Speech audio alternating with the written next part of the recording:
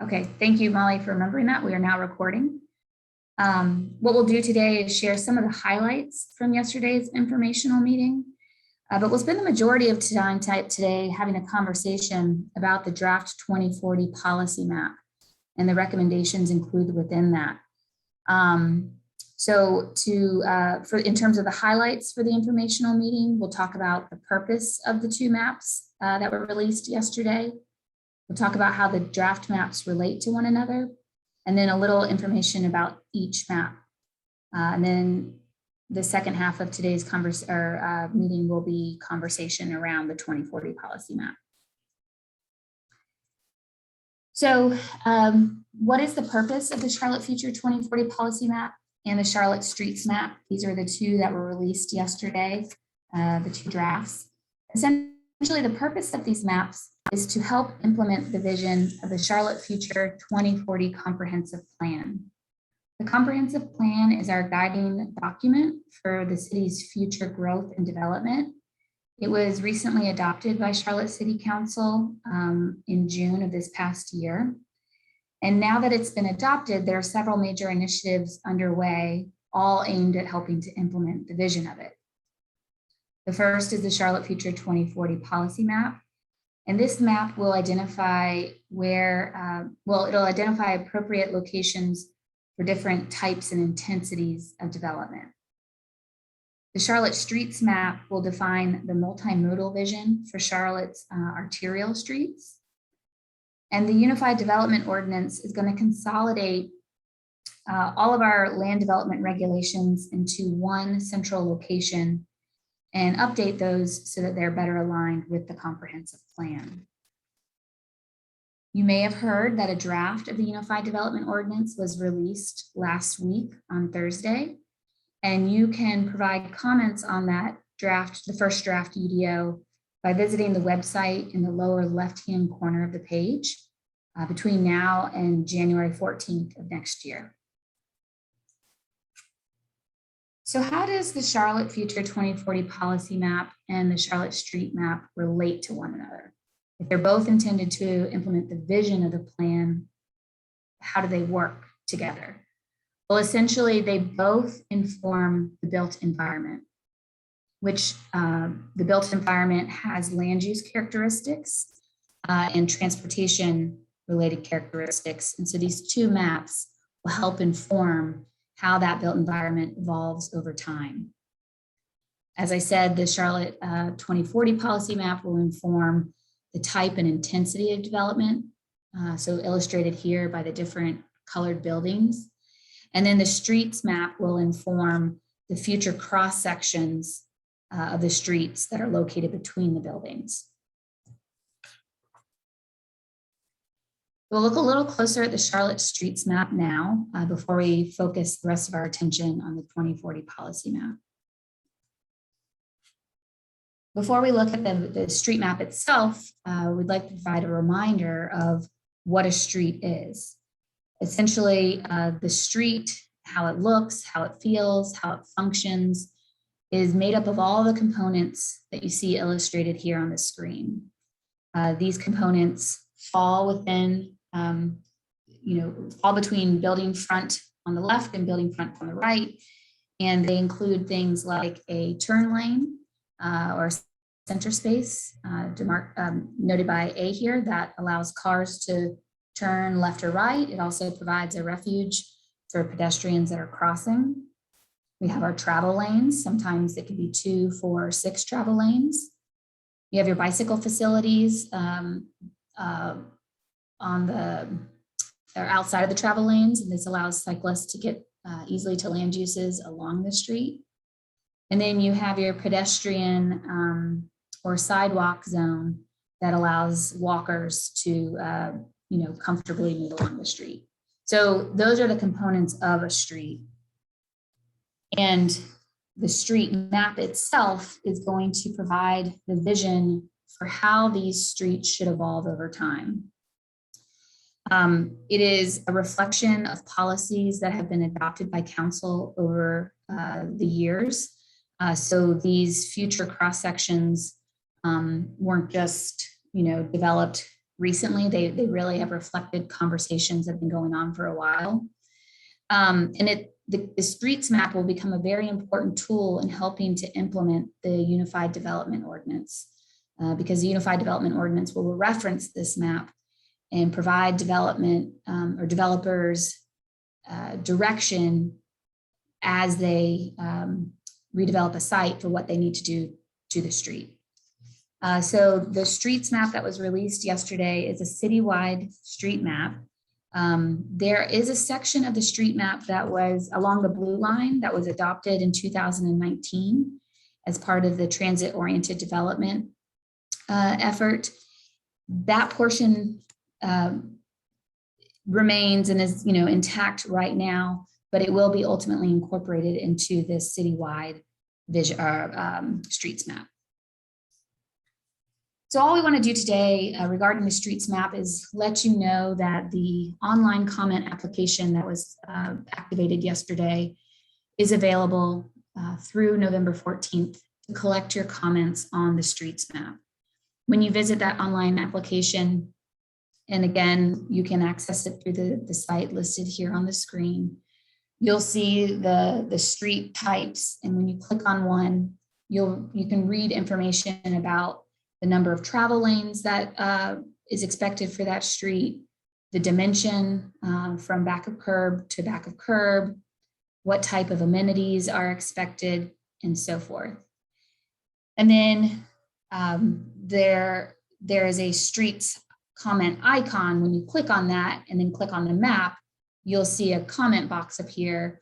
And these are the types of questions that we're seeking feedback on through this public comment period. We want to know if you agree with the street type assignment, if not, why, and then how you use that street. So again, this online application is available through November 14th, and we would really appreciate you spending some time visiting it and providing feedback on the streets map. So now we're going to turn our attention to the Charlotte Future 2040 Policy Map and a little bit about what it is. It is a translation of the comprehensive plan's place-based policies. Place-based policies are those that provide guidance for where and how development should occur. And I'll provide an example real quick. An example within the comprehensive plan is that we should provide higher density housing along our major thoroughfares and transit lines. The objective there is to pair future growth with our transportation infrastructure. So through this mapping process, we'll identify opportunities where we can recommend more housing units along our transit lines or our major thoroughfares in order to meet that goal. What's important to know about the 2040 policy map is that it's really a citywide direction for how we will balance both the needs and opportunities associated with our future growth. So rather than just look at small sections at a time, this is our opportunity to look holistically at the amount of growth that's coming and where that growth should be allocated so that it can both be served, but then also we protect other assets that are important to us. For example, we heard loud and clear during the plan development process that our established neighborhoods are important to Charlotteans. So we want to be able to accommodate future growth while also protecting our established neighborhoods or protecting our green spaces. We want to be able to accommodate future growth in a way that can be supported by our infrastructure capacity. And then an important part of the comprehensive plan was growing in a way that it's equitable for all. And so we are recognizing that past development has not served all of our residents equally. And we want to make sure that the future growth that's coming to this city is allocated in a way that improves access to those who have been typically underserved. So this is really a citywide look at how we should balance needs and opportunities over the next few decades. The 2040 policy map was developed using a new tool called place types and followed a three-step process. I'm going to talk a little bit about the new tool first, and then we'll look at the process. Place types is essentially a classification system for organizing patterns of development. And the reason why we want to use this new tool is because it's more holistic than the tool we have used in the past, which is called future land use. Future land use only talks about the type of development that's appropriate, so maybe residential, commercial, or manufacturing. Occasionally, it'll provide guidance for the density that's appropriate, so maybe low, medium, or high. But in comparison, place types provides a lot of guidance for all the components that create a meaningful place. For example, place types talk about the mixture and proportion of land uses. It also talks about building form and design. It talks about the mobility options that should be provided throughout a place, and then the open space options that would also be appropriate there. So within this one tool, we can provide a lot more guidance for the type of places that we want to create in the future. And that's why we have been testing it over the last few years and recommended that it be adopted as part of the comprehensive plan. And it was vetted by the community during plan development. And we now have a palette or a variety of 10 place types that the city has agreed to use moving forward. And through this effort, we're going to be applying those place types to specific geographies. That's a little bit about the new tool. In terms of the steps that were used to develop this map, they're listed here at the top of the screen. The first thing we did was to map existing development or to translate existing development on the ground into place types. The second step was to translate our adopted policies, so area plans that have already been approved by council, into the new tool. And then the final step was to revise our second map to reflect the direction of the 2040 plan. I'll talk a little bit more about those steps later in the presentation, but just as a quick overview, know that we have a new tool and a 3-step process that got us to this draft 2040 map. These are some of the inputs that were used to develop the 2040 map. I'm going to really focus on the adopted policy inputs and the Charlotte future policy inputs because those are the key drivers for this first draft. In terms of the adopted policy map, we used future land use recommendations from area plans that have been adopted since 2010. And then for the remaining areas, or for areas that weren't covered by those area plans, we used zoning or the existing entitlements associated with the property. In some instances, a zoning district didn't clearly translate to one place type. If you're familiar with our ordinance, we have over 100 zoning districts. And so there wasn't always a one-to-one translation. In those instances, we referenced some market analysis to see what would be the most viable place type assignment in the future from a market perspective. So that's how we developed the second map, or the map called adopted policies. Then we built off of that map and made revisions based on the direction found within the 2040 comprehensive plan. And again, we'll talk more about these steps as we look specifically at the West Middle geography. But as a brief overview here, some of the key direction from the 2040 plan is to provide better access to housing, jobs, goods, and mitigate environmental justice impacts. That is all, that guidance is all embodied in what is called the equitable growth framework. So that was a key driver for developing this draft. There are also some key preservation policies within the 2040 plan about what we want to protect in the future. So that was a major input in our draft. And then we also had a survey in phase 1 of engagement, where we asked the community which place types were least and most desirable around where they live, work, and play. And because in this process, there are different ways you can meet the plan goals, we wanted to know what the community's preference was in certain situations. And so when there was when there were multiple options, we referenced the community's preference in this first draft.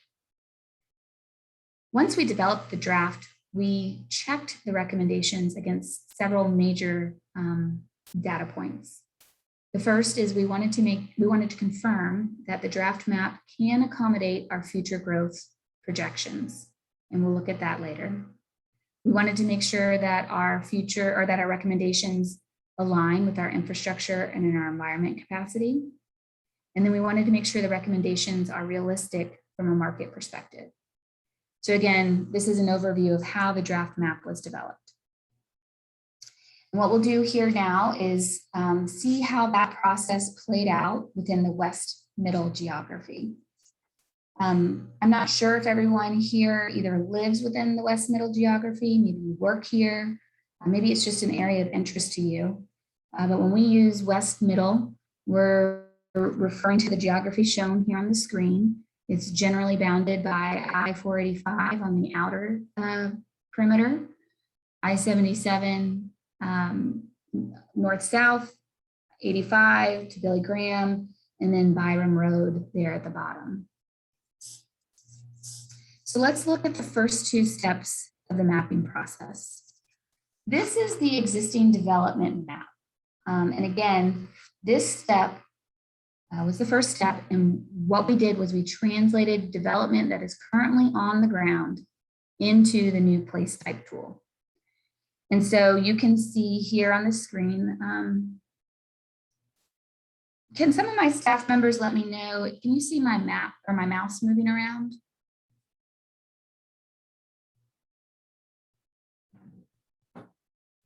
I do not see your mouse. Oh, now I see your mouse. Yes, it is moving. Okay. around. Okay, thanks. So what we see. Are you able to make it a little larger, possibly? I don't think I can make the mouse larger, but. I mean the map. No, sir, I'm sorry. Okay. All right. We can, this presentation or this meeting is going to be recorded and available online afterwards. So maybe we can look into, from that recording, can you zoom in, or maybe we need to complement it with a copy of this so you can zoom in and out on your own. I'll make a note of that. This is our first meeting, and so we're testing several things. And so I thank you for that comment. So the purple that you see here on the screen, this is the airport. The purple represents manufacturing and logistics. We have a lot of purple here along Mount Holly in Brookshire. This large purple site here is a quarry. The other significant or predominant place type in this geography is represented by the yellow. This is predominantly single family development. And then some other colors you see scattered throughout. The red is our commercial development. That's predominantly auto-oriented retail. This teal is some campus, which can be anything from a church to a school, to larger institutional users like a hospital or a university. And then this orange is neighborhood 2, and that's your higher density residential housing development. So that's an overview of what's on the ground today as reflected through the lens of place types. And that's how we started this process. Then what we did was we translated our adopted policies and our zoning into place types. And so here's that second step. And what's helpful to look at are the numbers over here on the right-hand side. This gives you a kind of a quick summary of how things changed between the first and the second map. And I'll point out some of the key differences. We see a lot less green between the first map and the second map. And that's because the green spaces are zoned R3 or R4. And so they were translated to neighborhood 1. This is a step that we're going to go back and correct between the first and second draft. But it just illustrates that our current tools, our current zoning tools, there's room for improvement because that doesn't really align with what the vision is for those locations. You also see some fewer smaller parcels of commercial and campus. These places, if they were not of a certain size, they were absorbed into surrounding place types. Because place types by nature have a mixture of uses, and so neighborhood 1 could perhaps have a corner store or a church. It's seen as a compatible use, and you don't need to call it out separately on a map. Some of the big changes, you can see this blue here represents a community activity center. This is the North Lake Mall area. And so it was recommended as a center in the North Lake, or I'm sorry, in our center corridor and wedge plan from 2010. So that's a major change there. And I think those were the majority of the changes I wanted to point out. Essentially because this is the only area that was influenced by a future land use recommendation in this geography, the majority of the changes that you would observe here are a result of the zoning. So that's the result of for our second map.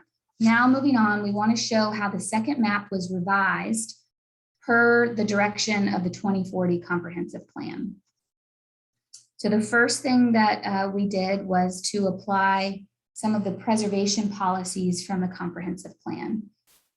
The plan talks about protecting neighborhood 1 or our established neighborhoods. It talks about preserving our green spaces, and it also talks about preserving our manufacturing and logistics. Manufacturing or logistics was recommended for preservation because it essentially provides needed jobs for the community. So on this map, let me orient myself here real quick, sorry. Yes, so this is what was preserved, and the areas highlighted in blue represent the changes. So again, we brought back all the green space that had been translated because of its zoning. And we brought back all of the manufacturing that had been translated to something else. What you'll notice is there is a slight decrease in the neighborhood 1. And we did not take away zoning entitlements. So if there was an area that was previously neighborhood 1, but it has zoning entitlements to be something more intense, like neighborhood 2 or a center, we did not protect that here because that would essentially take away a property owner's existing entitlements. And so we're trying to balance both preservation with property rights. So that is the result of this first preservation step within the West Middle geography. Now we'll move on to the equitable growth framework steps. And the first step of the equitable growth framework is to improve access to housing opportunity. And so in the comprehensive plan, we use the equitable growth framework to identify areas with low access to housing opportunity. That means the areas that are not shaded, so the areas that you can see easily, they don't have a lot of different housing choices. It's predominantly going to be single family in these areas. And that's single family is a great option, but people need more choices for a number of reasons. They need more choices to meet different financial restrictions, different lifestyle preferences, or lifestyle needs. So the goal is to improve or increase the options in this area. And we did that by recommending more neighborhood 2. So neighborhood 2 can be something from a quadruplex up to an apartment building. And by recommending more neighborhood 2 in this area, we believe we're increasing housing opportunity and providing more choices. Some of the N2, if it's not highlighted in blue, That was already recommended per adopted policies, but this new into highlighted in blue, these were areas that based on our analysis were available to, they were seen as opportunities.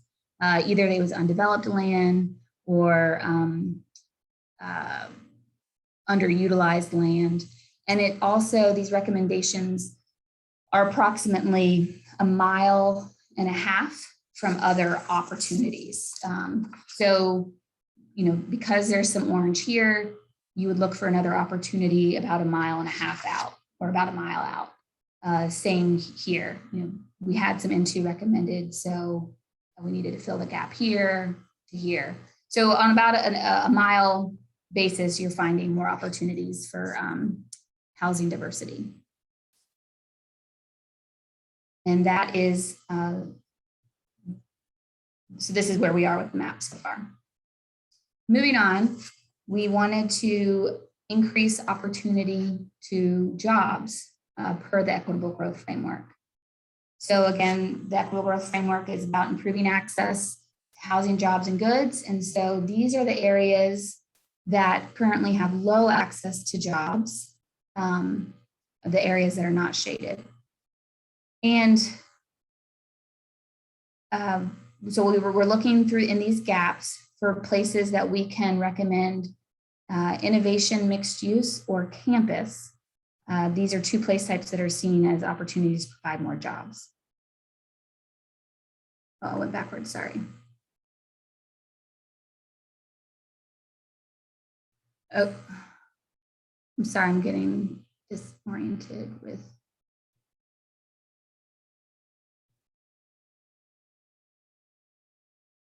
I went the wrong way. And then, okay, I'm so sorry about that. So here's where there was some new recommendations to improve access to jobs.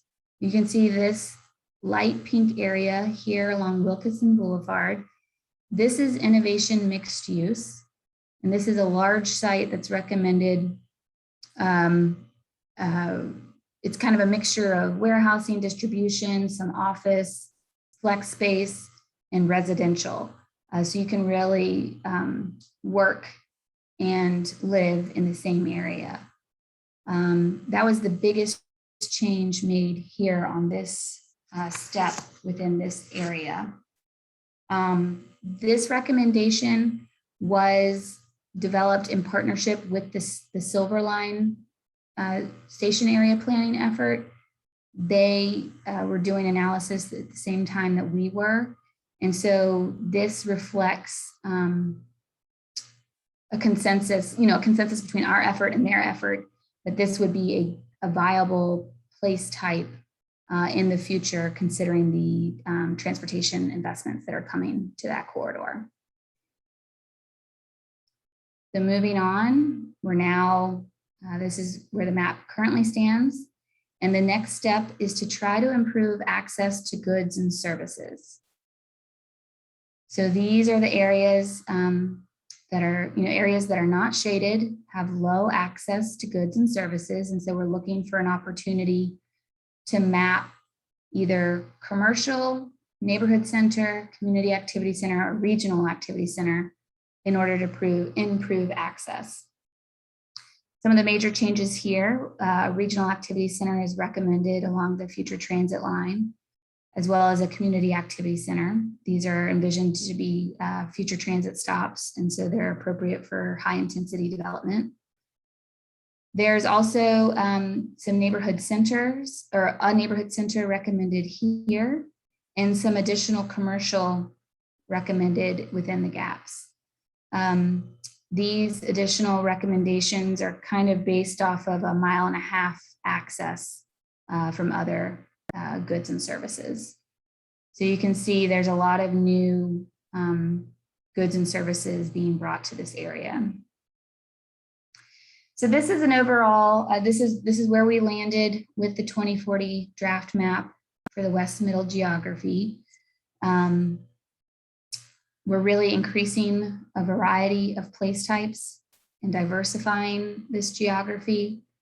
There's a slight decrease in the neighborhood 1, and overall decrease in commercial, even though we've added more access to goods and jobs, and a decrease in campus because that was predominantly absorbed into other place types. There are some environmental justice concerns in this area.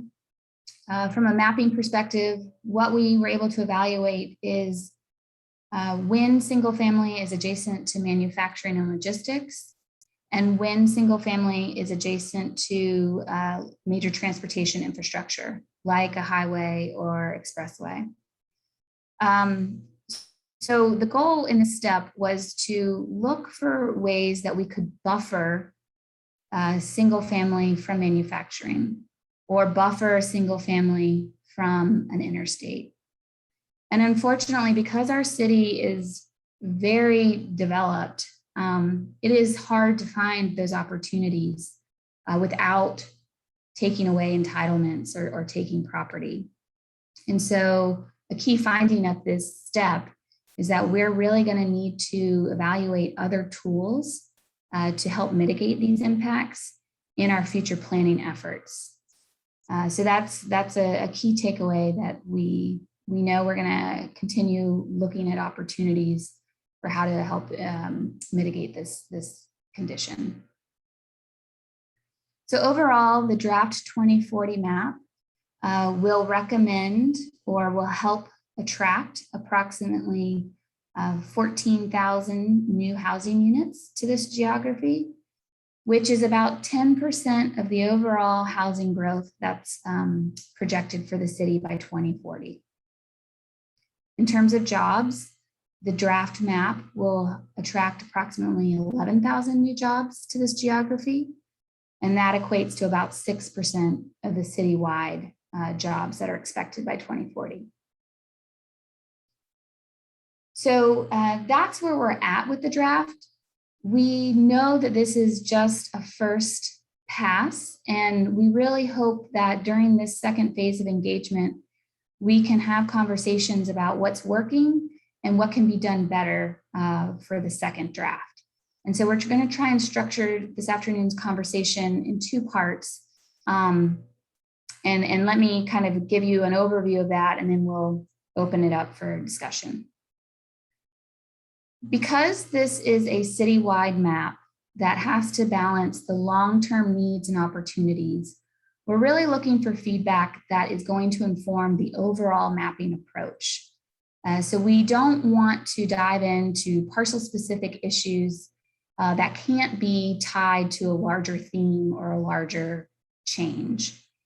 So what we'll do is we will talk about some additional steps that could be added to the methodology to better help align the map with the comprehensive plan. And then we'll do a mapping exercise where we can look at parcel-specific issues, but try to see how it addresses the overall mapping steps. So the first thing before we start talking about the changes, we just wanted to get your feedback on what's currently reflected in the mapping approach. So Molly, this is where we'd like to pull up the polling questions. And again, this is our first conversation. So I'm going to ask for your patience as we figure out the best way to do this. Molly, if you pull up the Zoom questions, does it I think I already show on the full screen? I think I launched the poll. Sorry if that was jump the gun. But it should go to everyone now, I believe. I hope it's working. Okay, Erin said it's working. So I don't know if you want to talk through the questions, because I believe they're okay. So I can't see the polling questions, but that might be because I'm a host and not a participant. So I might need you to help me out here on what other people are seeing. Okay. I mean, oh, sorry, go ahead. Well, basically, I'll set the scene and then I'll turn it over to you and you can walk through the questions. We want to get your input on the steps that we just walked through. and essentially affirm whether or not you think these steps are meeting the intent of what they were designed to do. So Molly, do you want to walk through the first question? Yes, I believe the first question is the same as what you have under on the slide that you have up right now. So under mapping approach, the first column or row says preserve neighborhood 1 in parks and preserves. And the question is the mapping step to preserving neighborhood 1 in parks and preserves aligns with the Charlotte Comprehensive Plan's direction to protect community assets. And so everyone can see if they agree, decide if they agree or disagree with that and to what degree they do or not. And all the other questions, I believe, do line up with the slide that you have right now. So are we able to see people's comments or I mean, their answers like I think so, but I'm not sure if can anyone let me know if they've already responded to that? I think I think it will maybe show up once everyone's answered all their questions and like submitted their responses. I don't think I'm able to see responses until I've like submitted it. This is Ron. I have a question. Again, just trying to get familiarity with some of the verbiage and terms that are being used. It would be helpful to me really to kind of get some definition of say, like we're looking at this the first question here as far as the neighborhood 1. So what is neighborhood 1? What is a neighborhood? good question. 1? That is our predominantly single family neighborhood place type. Okay. So you can think of large areas of single family neighborhood. Okay. And traditionally that it would be very separated from like a church or a school or a park. Our neighborhood 1 sees all of those components as part of the place. And so you can have a single family neighborhood with a smaller park, a church, a school, all of that would be the same color yellow. Okay. Parks and preserves, that color is green. And that's really for our larger parks, like I think it's 10 plus acres. So you can think of some of the nature preserves throughout the city or the larger regional parks. So that's what those are the 2 places that were preserved in this first step because they're seen as important to the community.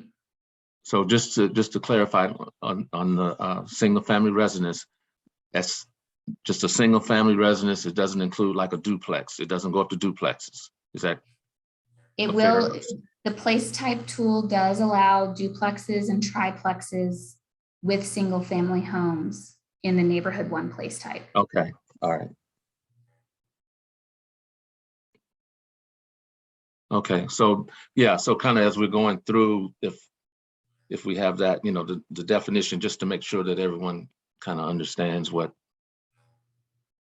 Thank you. Yeah, that's good. That's good direction. I'll explain as we move through the polling questions right. what the place types are referencing. Thank you. Thank you for that suggestion. So has everybody completed the first poll question? Can I get my staff members to participate just to help? So on my sheet here, I got one question, number 1 question and a number 2 question on one page. So we need to go through, we'd have to go through, I have to do 2 questions and then submit. So Catherine, if I can just interject, the way that the Please. poll comes up, it has every question that you have here in one setting. So it's all questions listed. You must complete all of them and then click submit at the end of the list of questions. So they are not separated. So it would probably be beneficial to talk through each and then have people answer the questions as you talk through each, and then at the end submit all answers since they aren't separated. That's really helpful, Yolanda. Thank you. No problem. Okay, so we just talked about the first question, which is does the mapping approach, the approach's effort to protect neighborhood 1, which is single family, some duplex, some triplex, small parks, churches, schools, to preserve that place, and then also preserving our larger parks. Does that align with the comprehensive plan's direction to protect our community assets? So if everybody will take a minute to answer that, please. I think the options are something from strongly agree to strongly disagree.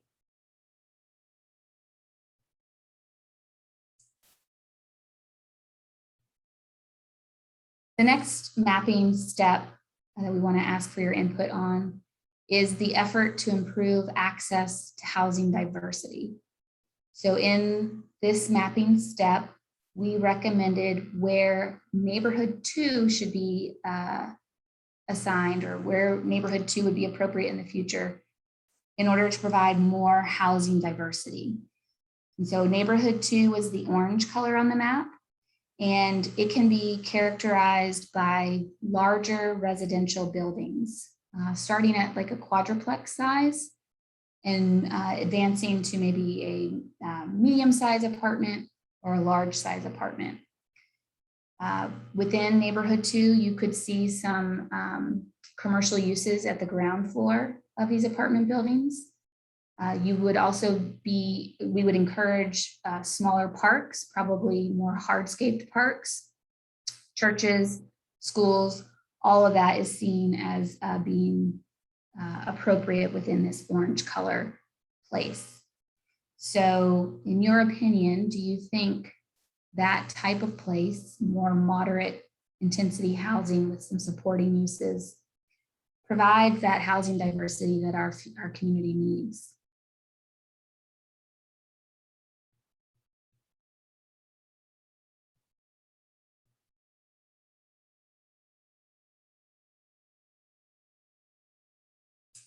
The next step of the mapping approach was an attempt to improve access to jobs.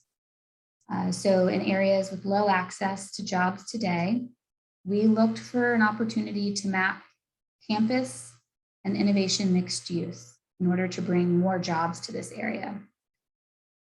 There wasn't actually a lot of campus recommended in the West Middle. Campus, you can envision places like the University, Charlotte, or I guess they've rebranded, University of North Carolina at Charlotte, or some of our large hospital sites, Novant and Carolina Medical Center. Also some of our larger office parks. Those are large areas with predominantly office uses. There may be some supporting commercial around the perimeter of those sites. Maybe sometimes there's apartments included within these large areas. Another good example would be parts of the university area or the research park. So we didn't see too much of that recommended in the West Middle. We did see innovation, a large section of innovation mixed use recommended along Wilkinson Boulevard. This was an area represented by a light pink color. And the vision for innovation mixed use is a mixture of office and flex space, kind of something like a space that could be used for research or light manufacturing. It's not a very clean type of manufacturing that you wouldn't even really recognize as being manufacturing. And then some supportive housing, maybe in the form of apartments. An example of some innovation mixed use that we're seeing throughout town today is an area off of North Davidson. They renovated an old mill for office and a food hall, and then there's some new apartments adjacent to it. And so that's kind of the vision of what we see for this place type. So in your opinion, do you feel like the current approach helped bring more jobs to the West Middle area by assigning one or both of these place types?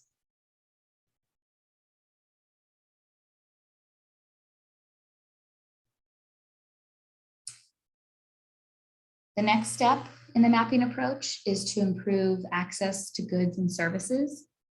And so we tried to do that in the West Middle area by recommending new commercial places. Commercial places are represented by red, and they're predominantly auto-oriented retail areas. So you can think of some of the traditional commercial development along our major streets. We also recommended a neighborhood center in the West Middle. Neighborhood centers are more compact areas than your commercial. They will be a mixture of retail, office, and some residential. At the neighborhood scale, you might see some townhomes or small multifamily buildings. It won't be a very large size development. And then there are some larger activity centers, both the commercial and a regional activity center recommended along Wilkinson. And that aligns with the future Silver Line that's planned to come through this area. So do you agree that by mapping commercial neighborhood activity center, commercial community and regional activity center, we're helping to improve access to goods and services here?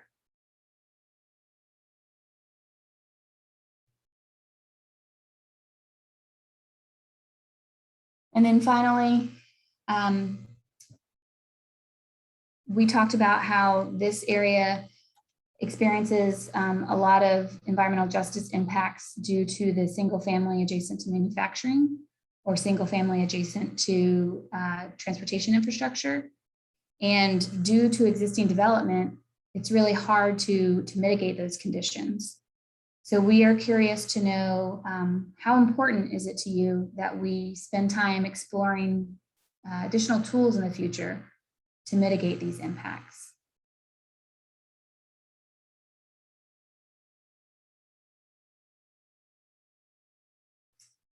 All right, I just did a time check. We're running low on time, so I'm going to ask Molly if you can show us the results. Great. If not, I'm going to move on.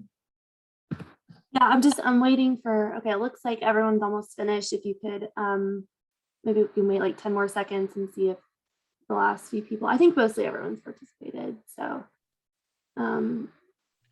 yes, okay. I believe the results should come up. Can everyone see them? I don't know how it, okay. Well, I apologize that I'm not exactly sure how it will come up, but I guess we can move on and we can maybe. We'll figure this out. I apologize to everyone. We'll try and send out an email summarizing the feedback that we received today. It doesn't specify each individual question. It lumps them all together as far as agree and strongly agree or whatever. Okay. It's not separated according to the questions. All right, we'll take a look at this. Sorry, this didn't go as planned. And if I could make just a quick comment on the the last one about the environment. I think that the choices were, the number one choice was important, and some of the other questions indicated a degree of more importance than that, like strongly agree. And again, I know it's just a poll, but that's number one, important. I think it should be very important versus just important, and then it goes down. So that's my personal Thank you, Mr. Ross. Concern. Okay. No, that's great to hear. Thank you. Let me do this. I'm going to jump through these and pull up our map. And I think we can talk through some of the slides I just forwarded through by looking at comments on this map. What we want to do is we want to give you all the opportunity to mark the map up. We'd love to be at a table where you could just circle, but instead we're going to use the annotation feature. If you hover over, let me jump back. If you hover over your menu bar, you'll and click on view options here. You can select the annotate option, or if you have your toolbar pulled up at the bottom, it would be this marker tool. And what we're going to ask is, once you select annotate, grab the heart stamp. And we want to, we want to mark up this map with that stamp. based on the areas of concerns that you might have. So let me know if you're able to find the stamp, and feel free to put it on a part of the map that you're concerned with. Let's start with concerns.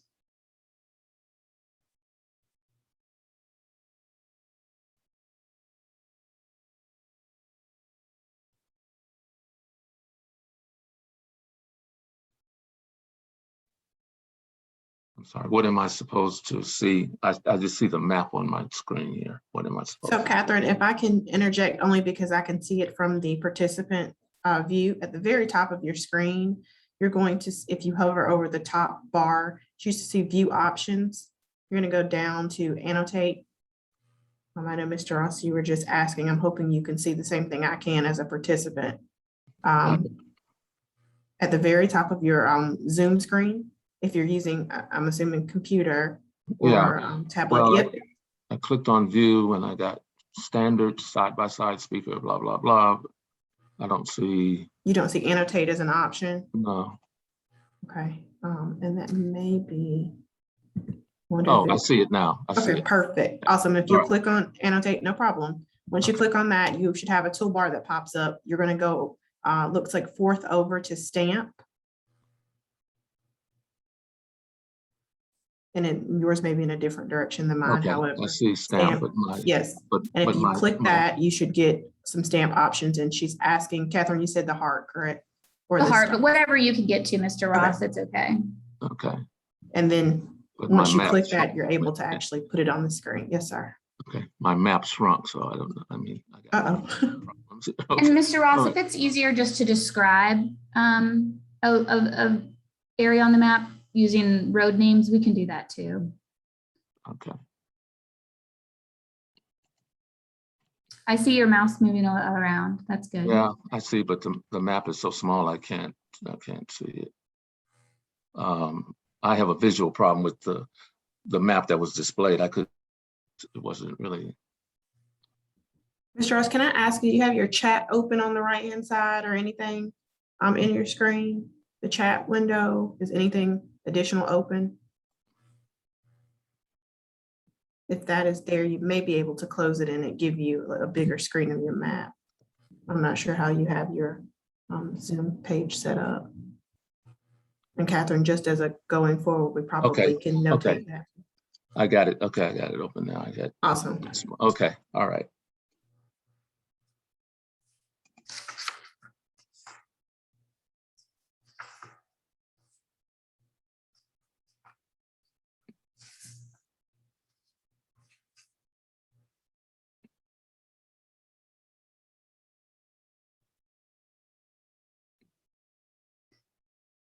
Is there an area that you know, either based on, well, Mr. Ross, like, do you live here? Do you work here? Is there an area that you know, just from your interaction with the geography on a regular basis, that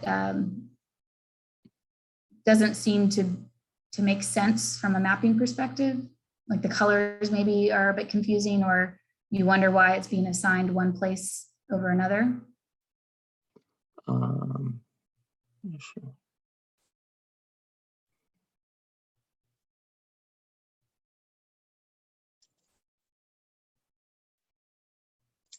I'm just having difficulty reading the legend. Everything is smaller on the screen for me, so that's. Okay.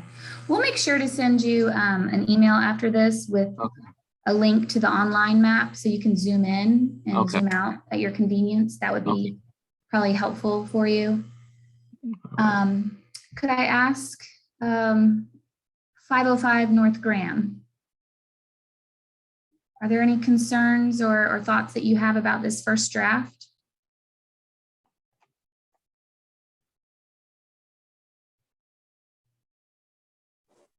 No, I don't. I'm good. Okay. Thank you. And then I think there was a Maureen on the call, but it looks like she's left.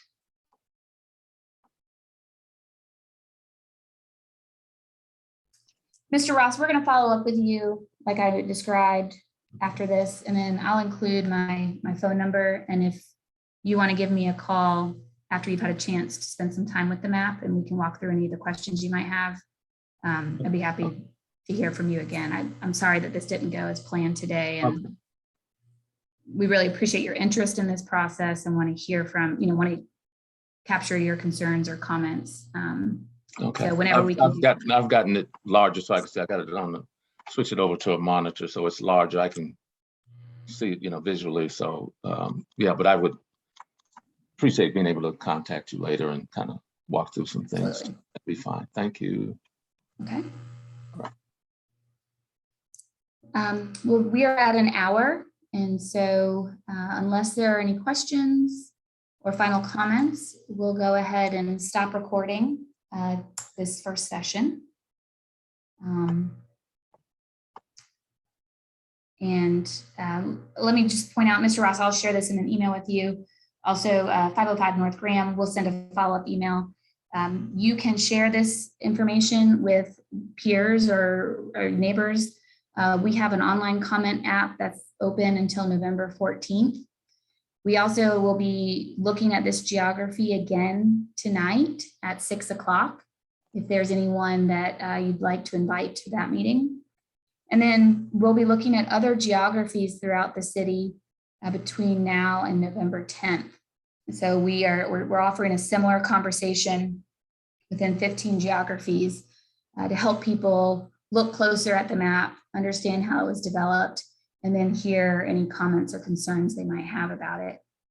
The online comment application gives you the opportunity to comment both on the 2040 policy map and the Charlotte Streets map. So we'll point that out in the follow-up email. And if people are not able to join us tonight, we'll have a makeup session for this geography on Saturday, October 16th at 10 a.m. So that might be a better time for some of your neighbors to attend. So if you can help us spread the word about this effort and encourage people to share their feedback, we'd really appreciate it.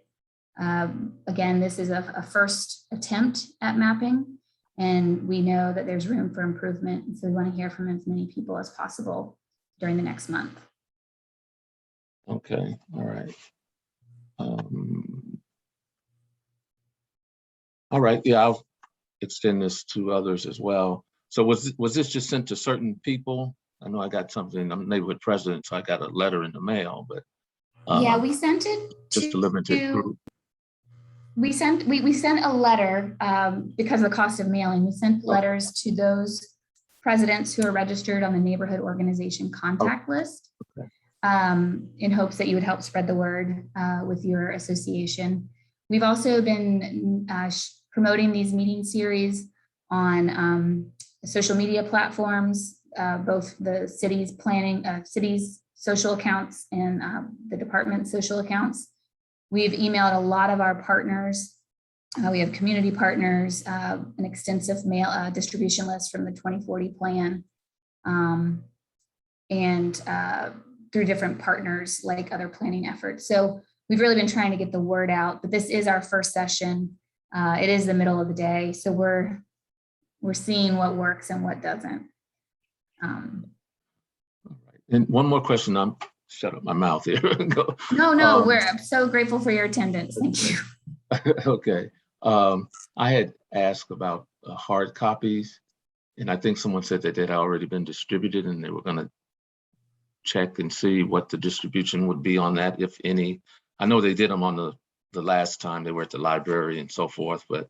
Yes, sir. Thank you for mentioning that. We are creating a hard copy of the online map. And it'll be available in libraries and YMCAs. We're hoping to have those distributed by next week. And so it'll be in all libraries and YMCAs within the city of Charlotte. So I think that's about 30 locations where you could pick up a copy of this. Okay. But about the revised comp plan, that's what I was asking. Oh, that's the copy you're looking for. I'm sorry. Alicia or Kathy, when will those be available?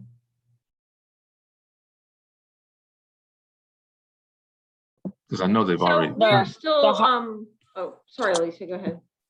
Oh, you go ahead, Kathy. So we are finalizing those copies, and as soon as we have that available, we'll distribute those the same way that we did the draft copies. Okay.